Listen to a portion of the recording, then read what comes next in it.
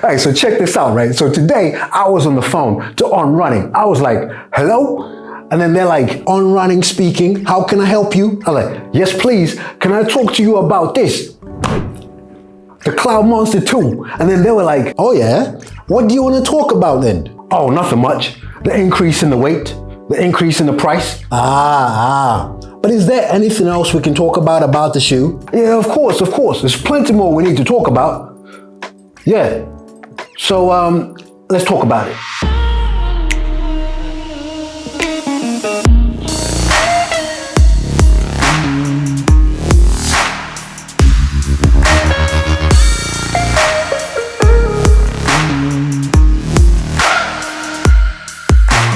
My name is Aubrey, I'm a runner, and I'm good with being me. Thank you for checking this out. That's how many subscribers I'm on right now. We're edging that 10,000. Thank you very much for your support. Honestly, it hasn't even been a year yet on my channel, and look at what you guys have done. Anyway, on this one, On Running have done this. The second version of one of my favorite shoes, the Cloud Monster. Now look, a bit of disclosure. It was sent to me for review, but even bigger, I'm a fanboy. But that doesn't mean I'm gonna be all nicey about this, because I think there's some things we need to talk about. Just saying, On Running, we need to talk about it.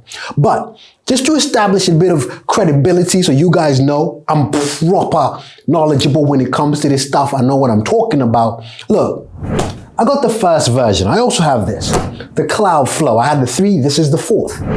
The Stratus. I also have the one before this. And then Cloud Tech Phase happened.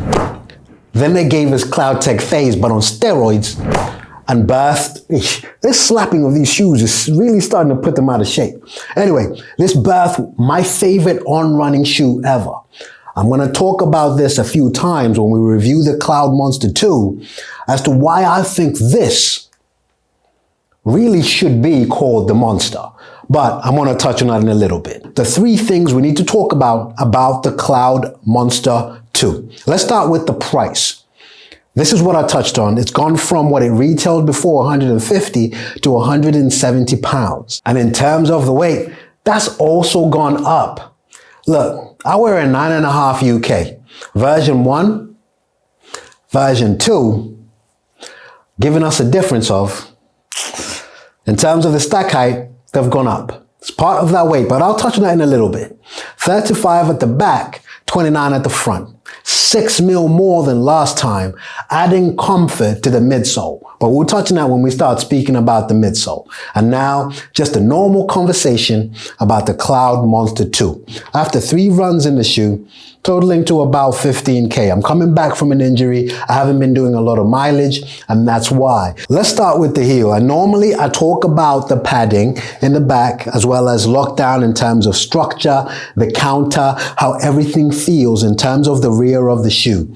Now look, I love this. This is very good padding, and this is definitely more padding than the version 1 does, contributing to that weight change, and that's the first reason why this has gone heavier.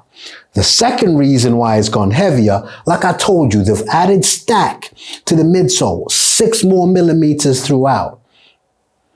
The last thing, and this I love, watch this. You see this trench over here in the version 1? Stones were getting stuck in there. You were picking up all sorts.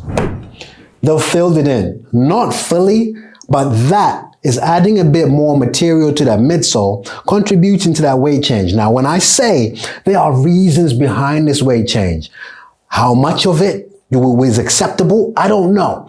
But you have to ask why. Don't just rush to, oh, it's heavier than the first version. You have to ask why, and are those justifiable reasons for that weight gain? Anyway, so let's go to the back. If you press that, it's got a very good structure. Not much change from V1. V1 had that even aesthetically. When you look at that, baby's got back. Absolutely love it. Now, where I do have problems, the lacing system of the Monster. I've always had problems with it. Look, if you look at the lacing system, it's got these little padding eyelet things. One of the best daily trainers you will find is this. The A6 Gel Nimbus 25. My biggest criticism of this thing is this lacing system. I don't know what they were thinking, but these laces, can you see the eyelets are these little stringy things? Wait, let me show you. Can you see that? Well, guess what? That's what they've done in here. Now, this is possibly one of my biggest criticisms in this shoe. I don't like this lacing system. I think it's less durable, less resilient than just sticking holes on the side of the shoe and making those holes resilient. Now, if you look at this in terms of swag, the look, style, this is where you start doing things like this. But in terms of practicality, durability, and resilience, I would have loved to just see holes in this thing. Let's talk about the tongue. It's somewhat gusseted. I say somewhat. It's attached quite low down on the tongue.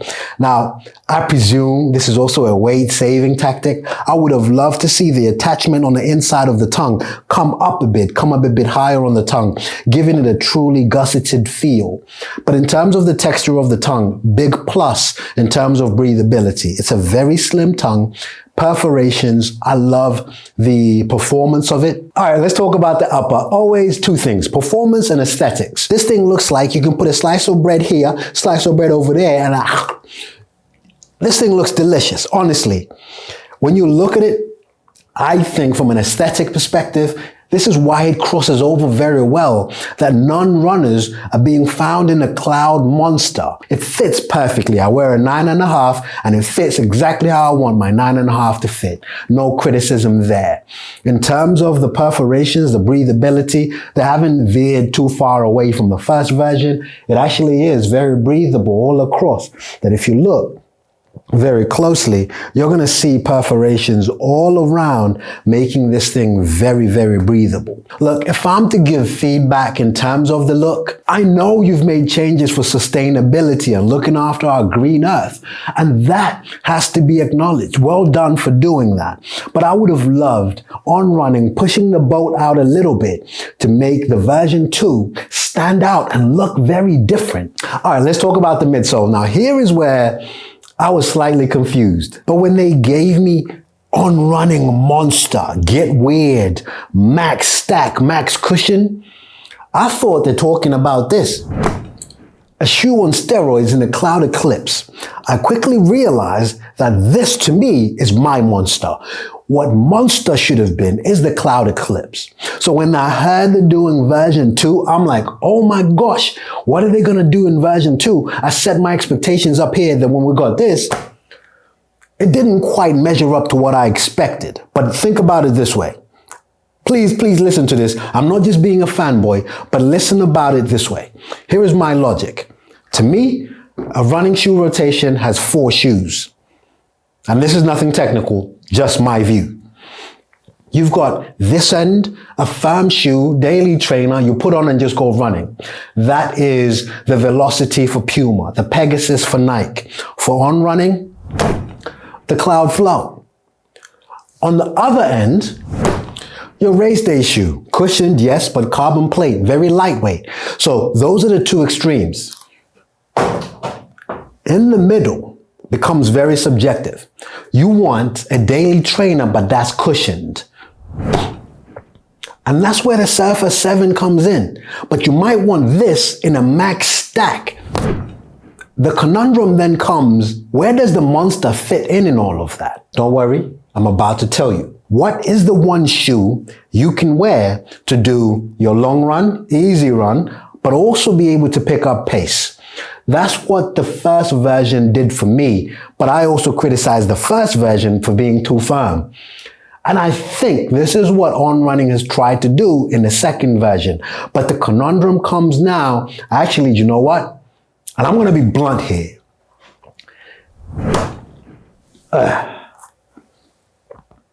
This answers that question for me and my build and how I run. However, I'll be honest with you, this does not feel as lifestyle as the On Running Monster 2. And that's a key point to consider because we don't just run. Look, I'm a dad. I go to the school run. I go to Tesco. Oh, I'm not just a dad, I'm a cool one at that. This is gonna be more successful than a Cloud Eclipse in terms of lifestyle. You're gonna see people in the gym in this. You're gonna see people in the high street, town, looking cool, whatever it is. That's the space for the Monster. In terms of running, for me personally, on running, you nailed it in these two shoes, the Cloud Surfer 7 and the Cloud Eclipse. Now, who is this shoe for and should you buy it? Simple. If you love the Monster 1, but you want it with more cushion, this is gonna be that shoe. If you like the Monster 1, but hated the stone collection that was happening, this will be that shoe. However, if you wanna save yourself that extra 20 pounds, go to the version 1. In my opinion, it'll be very hard to recommend this shoe over the Cloud Surfer 7. With that said, I'm gonna share with you a comparative, very analytical video that compares the Cloud Monster to the Cloud Eclipse, which happens to be my favorite running shoe from On. I don't agree with the reviews that are saying this misses the mark. I don't agree with that, because there are some people that love the Monster 1 but had slight tweaks to be made to it. That's what On Running has done. But I've also been honest enough in saying, when it comes to my running shoe, I have other preferences. I hope you enjoyed the review of the Cloud Monster 2 and genuinely hope to see you on my next review. Head to the clouds, feet on the ground.